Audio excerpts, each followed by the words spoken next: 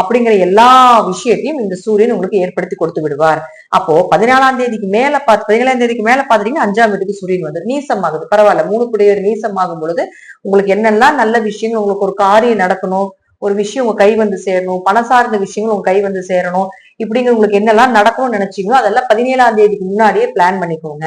ஏன்னா 17ஆம் தேதிக்கு மேல பாத்துட்டீங்கன்னா உங்களுடைய காரியங்கள் கொஞ்சம் லேட்டா நடக்கும். ஆனா கொஞ்சம் லேட்டா நடக்கும். ஏன்னா குருவுக்கு திரிகோணத்துல சூரியன் இருக்கிறதுனால குரு சூரியன் சேர்க்கை ஏற்படும். இது வந்து சிவராஜ யோகம்னு சொல்லுவோம். பெயர் புகழ் மதிப்பு, கோவில் கட்டுமான பணிக்கு உதவுவது, அதே போல கோவிலுக்கு வந்து அன்னதானம் பண்றது, பூஜை பொருட்கள் சம்பந்தப்பட்டது எல்லாமே கோவிலுக்கு அதிகமா வாங்கி கொடுக்கறது, இது போல விஷயங்கள் எல்லாமே இந்த குருவும் சூரியனும் கேந்திரத்துல இருந்தா செஞ்சு கொடுப்பாங்க. அப்ப இந்த யோகமும் இப்ப வேலை செய்யறதுனால கண்டிப்பாக நீங்க வந்து இது போல விஷயங்கள் எல்லாமே இந்த மாசத்துல செஞ்சுட்டு வருவீங்க.